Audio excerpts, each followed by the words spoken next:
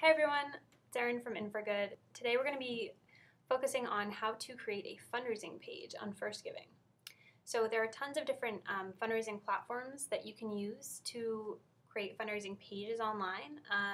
You can use causes on Facebook, you can use Razoo, you can use Crowdrise. There really is an endless list, and we're going to be going through lots of different fundraising page platforms in the future, but today we're just going to be focusing on FirstGiving. So FirstGiving is actually an organization that partners both with nonprofits and empowers individuals to raise funds. So throughout the website you'll see different calls to action for nonprofits and also individuals. So you want to create your own fundraising page, and we're going to walk you through how to do that today. So right here at the home page you can see actually right at the top header, there's a search for nonprofit project, friend, or event. So that's actually a really nice tool to do a quick search. You know, say you have a cousin who's running a road race and has a FirstGiving page and wants you to raise money, or it's someone's wedding and they've asked their friends to donate to their FirstGiving page. That's right here. You can actually like search for them. You can search for a nonprofit or an event. That'll just help you get to their page quicker. But today we want to create our own fundraising page. So we're going to click right here at Create a Page. And this takes us to the easy steps to creating a fundraising page. So the first thing we have to do is we have to search for a nonprofit that we want to raise funds for. So today we're going to be creating a fundraising page for Cradles to Crayons, and they are a local nonprofit in the Boston area that does some really great things, and we've actually volunteered for them before, so we're going to set up a fundraising page for them today. So now we're taken here to this search list, and the Cradles to Crayons we're looking for is actually right here at the top of the list. This is Cradles to Crayons, Brighton, Mass. That's the one we're looking for, but there's actually a whole bunch of other organizations and fundraising pages that have come, that have turned up in the search, because I guess, you know, if any organizations that have cradles in there or crayons or similar names will come up here. Over here, I just wanted to show you on the left-hand side. So if you're searching for a certain person's fundraising page, or if you're searching for a nonprofit that has a name that might be a little bit more popular, or has, you know, words in it that are more popular, you're probably going to have to kind of refine your search. So here you can click on just turning up nonprofits, just projects or events, people, and then fundraisers and teams. So that will help you to refine your search if you aren't finding the organization or the fundraising page that you're looking for right off the bat. So we're going to click on the Cradles to Crayons page at FirstGiving, and we're going to check that out. So this is the Cradles to Crayons page, and it's pretty cool. You can actually see how they've actually done a lot to customize their page, which is really nice. Over the spring they had a spring greening drive. And here you can see that in the 3 years since Cradles to Crayons has been on FirstGiving, they've raised over $150,000, which is pretty cool. And FirstGiving also keeps track of the fundraisers. There's 565, and then the donors. So over 5,000 people have donated to Cradles to Crayons through FirstGiving. So those are just some neat stats that you can check out. You can also donate directly to the nonprofit with the donate button there. But today we're going to be starting a fundraising page. So you click on this green button right here, Start Fundraising. And this takes you to a pop-up window that lets you choose what type of page you want to create. So this is a nice customization feature that FirstGiving has. So you can choose if you're doing a sporting event in memory of someone, a personal occasion like a birthday or a wedding, and then, you know, use your imagination. You can create a fundraising page for just about anything. So today we're going to use our imagination and be inventive with our fundraising page. And this should take us to, so it says, how long would you like your fundraising page to accept donations? So let's choose about 6 months. You can choose 6 months, a year, or 2 years, which is kind of nice, depending on how long you want your fundraiser to go. So This is where you would either sign into an account if you already have one with FirstGiving or create a new profile. And we already have one, so we're going to sign into it. But if you wanted to create a new profile, it's a very simple process. It's really just filling out a page. So we're going to retitle this to, we'll say, In for Good's fundraising page. And great. So that is actually going to be our page address.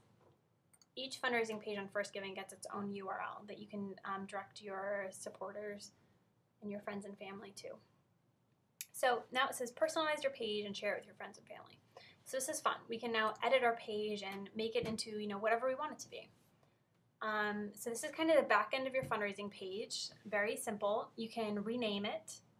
You can, display the date of your event. You can have a fundraising goal, et cetera, et cetera. So I think we're going to set up a $500 fundraising goal. Right here, you can tell your story. And it's actually a super nice feature that FirstGiving has where they put into your story a little story about the background of the nonprofit you're raising money for. So you can customize it however you want to, but it's nice. There's going to be some information there about your nonprofit right away. So we can look through it. I think we're going to leave it right now how it is. We might kind of make it a little bit more fun, maybe like do a different font or size and color, a little red. There we go. So you can play around with that as much as you want. You can upload an image, which is really nice. You can actually upload a YouTube video if you have videos that pertain to your fundraising page. And you can also add images from Flickr, which is great too. And then right here it says, show this donor information on your page. So you can choose if you want the people who donate to your page to be visible. So you can have their name, the date they donated to, the amount, and you can let them comment. It's really up to you if you want to do this. If you want to make the donations that people give to your page anonymous, you can absolutely do that. You can, I would probably recommend leaving it all so that the donor can decide whether they want to be anonymous or not. And then here, this is a nice feature as well. You can create your own customized thank you message. So that's right here. We're going to customize it a little bit. So, thanks for sponsoring me. Your donation means a lot and a lot to Crayons to Crayons. So you can customize that as you want. So we're going to save and continue after we've kind of customized our page a little bit.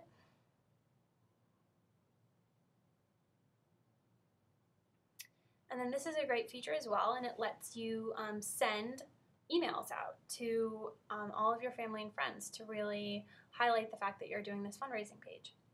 So basically you can choose through this email template if you want to ask your friends and family to donate, so that would be really your first email out to people. You can update them on your fundraising goals and you can thank them. So it's just a really nice feature.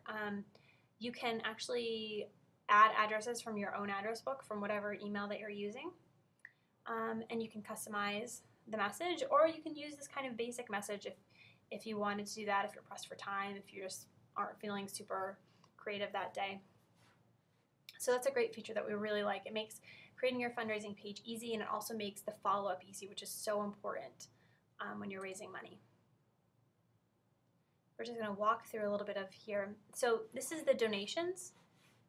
This is actually what keeps track of your own the donations that you've made to other people. So it's really once you create your profile at FirstGiving, it keeps track of your fundraising pages, but also the fundraising, the donations that you've given to other people's fundraising.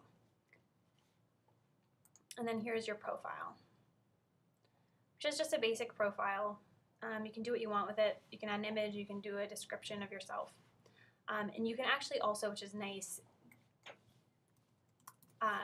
customize your URL. So you can customize the URL that you're going to be searchable at, basically. So basically the URL that we're going to use for our FirstGiving profile would be firstgiving.com/fundraiser/inforgood. So you can do that and put your own name in there, or anything you'd like. So here at the home at your profile, you can click on this is our latest fundraising page. And this is actually kind of a cool little box right here, your giving summary. So we actually ran a race a couple years ago and raised money for Women International, and we raised $730. So it keeps track of that here, which is kind of neat. And whatever money we raise for Cradles to Crayons will be added to that amount. So it's a very simple process. We hope that you use FirstGiving and other fundraising organizations to create your own pages, because it's really fun and it's a really great way to support organizations. If you have any other questions about creating fundraising pages, please shoot us an email, connect to us on Twitter. We have actually quite a few blogs about this topic as well, so check those out, and we hope that you'll come back to In for Good for more how-to videos soon, and take care.